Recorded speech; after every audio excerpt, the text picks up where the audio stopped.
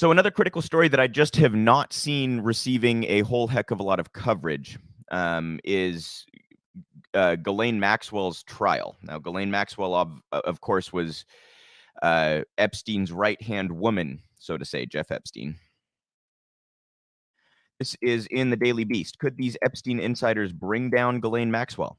More than a year after her arrest, the 59-year-old socialite is about to stand trial on charges she procured girls for Epstein's sex ring. Here's who could appear at trial. Now, I just want to be clear, you guys. Maxwell not only was a social benefit and boon for Jeffrey Epstein in the sense that her dad was quite wealthy and powerful, and she connected Epstein to a lot of the political and social elite in this country, and around the world, really, the royal family and all these connections. But she also was involved in the abuse herself. Many of the victims claim that Ghislaine was a participant in their abuse. So I just want to make clear that we, make sure we have the facts straight here.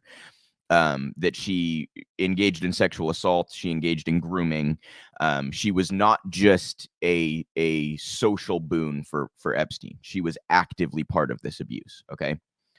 British heiress Ghislaine Maxwell will stand trial Monday on charges she procured girls for Jeffrey Epstein's underage sex ring more than a year after her arrest at a luxury hideout in New Hampshire, and 2 years after the financier killed himself in a Manhattan jail. That's obviously debatable, you guys. For them to just report killed himself as though that's fact is a little bit iffy. The 59-year-old socialite is the only member of Epstein's inner circle thus far to face a criminal indictment in the wake of his death, despite allegations from victims who say she wasn't alone in facilitating his rampant sexual abuse. She faces 8 total counts, including sex trafficking of children and sex trafficking conspiracy.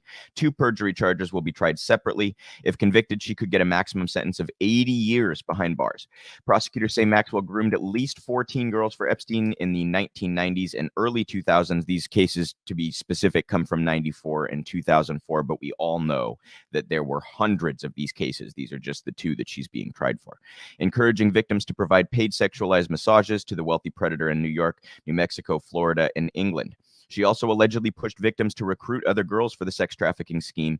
Maxwell has adamantly denied any wrongdoing. Her lawyers contend that the feds never charged her until their high-profile defendant was dead, and grappling with intensifying public scrutiny made her into a substitute for Epstein. Now, this is no defense of Maxwell, but there is obviously some truth to that, right? That that she should not be the only one on trial right now, you guys.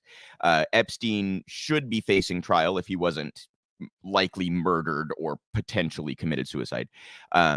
And it's also pretty clear that there were a lot of others involved here. So the complaint that some of these victims have is that Maxwell should not be the only one facing trial for this, that there should be others held to account for their engagement and their involvement in this as well. Maxwell's trial will feature 4 accusers who say she helped groom them to be abused by Epstein when they were still teenagers. The prosecution is planning to call at least 1 employee of Epstein's to the witness box, but sources have confirmed that several high-profile victims won't give testimony. Maxwell's defense is expected to hinge on undermining the credibility of her accusers, arguing that they had a motive to lie, in particular to obtain millions from the victims' compensation fund. Court filings also signal her lawyers will attempt to poke holes in victims' recollection of events. They've enlisted Elizabeth Loftus, a renowned false memory expert who's testified for the likes of murderous real estate heir Robert Durst and convicted rapist Harvey Weinstein as a defense witness. In the meantime, the Daily Beast has compiled a list of critical people in Epstein and Maxwell's orbit who could appear at trial, as well as those who are unlikely to show their faces on the stand.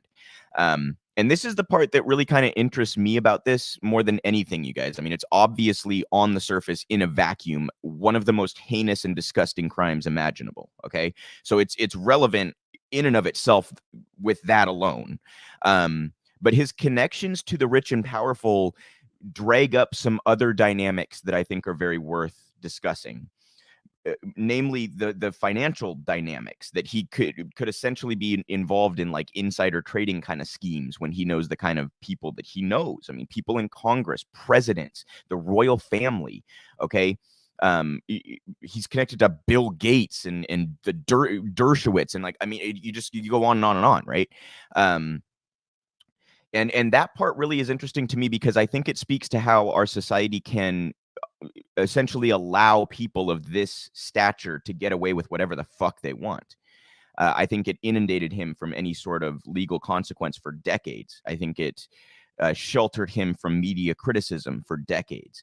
And then that goes both ways, right? So now you don't see the media talking about how Epstein is connected to Clinton and Trump and Dershowitz and all of these high profile characters, right? You really don't see a whole lot about how he's connected to the royal family. By the way, guys, in any other context, the royal family, like, does the most innocuous thing and we all have to hear about it for weeks, right? For some fucking reason. And yet this just gets cast aside and ignored. It's really quite revealing in terms of how narratives operate in our society, how we prop up the powerful, how the media operates to protect these people instead of actually do their job and hold them to some sort of account, criticize them, you know. So that's the capacity in which I'm very interested in this trial. And it's also a possibility that as part of her defense, she may reveal some things that very powerful people do not want out there. And like she's going to have the grounds. All that has to happen is the judge has to agree that it's within the bounds of her narrative for her defense. So she has a pretty vague opening to kind of insert some facts about some very powerful and wealthy people during this trial and put them on the record, right? Which is obviously, if you believe Epstein was murdered, as I think is overwhelmingly likely, it's pretty clear that he was murdered by someone who doesn't want something getting out there, right? Once he was in custody, it was like, okay, are you going to talk? Who are you going to tell us about? So if any of that information could come out through Ghislaine's trial and be put on the record through Ghislaine's trial, that would be very interesting, and the public ought to know about that. Okay, when we're talking about, I just can't drive it home enough. Presidents, members of Congress, senators, high-profile celebrities, royal family. These people deserve to be scrutinized, especially if they're conducting themselves in ways that Epstein and Maxwell were conducting themselves. So my takeaway here is that I hope some information comes out of this about powerful people who have otherwise skirted any responsibility for their actions. And I also am curious to see, you know, if anything about Epstein's death might come out. I don't see how that could necessarily happen, but I hope at some point we can figure out more details surrounding his death, which is obviously incredibly suspicious. And I also feel for the victims here who are rightly saying, listen, she shouldn't be the only one on trial right now. There are a lot of other people involved. And I'm sure that they mean these powerful people, at least in part. Who knows how many people were part of this operation, but each and every one of them deserves to face some accountability for it. Because this is, as I said earlier, one of the most heinous crimes imaginable. Sexual assault of children. I mean, it really doesn't get much more disgusting than that, does it? So I feel for the victims here, having to watch as a lack of accountability it continues to exist for those who abuse them. And I hope that more people will face some sort of punishment for this. And I hope that that also includes revelations about the powerful and the wealthy who have thus far gotten away with such a heinous crime. So we'll keep an eye on that trial. And the last thing I wanted to mention, you guys, it's just shameful how the media has so ignored this. We got wall-to-wall coverage for weeks about the Rittenhouse trial. And don't get me wrong, very newsworthy story and horrific, although predictable verdict. Very newsworthy story. But that, just think about it in terms of narratives. That is much more convenient for both cultures. The culture war sort of feeds off the narratives coming out of the Rittenhouse trial, right? The left and the right both found that a convenient topic to discuss. And again, I'm not trying to undermine the importance or newsworthiness of the Rittenhouse trial. I'm just pointing out that the media exclusively covered that while there were other very important things going on, including this trial.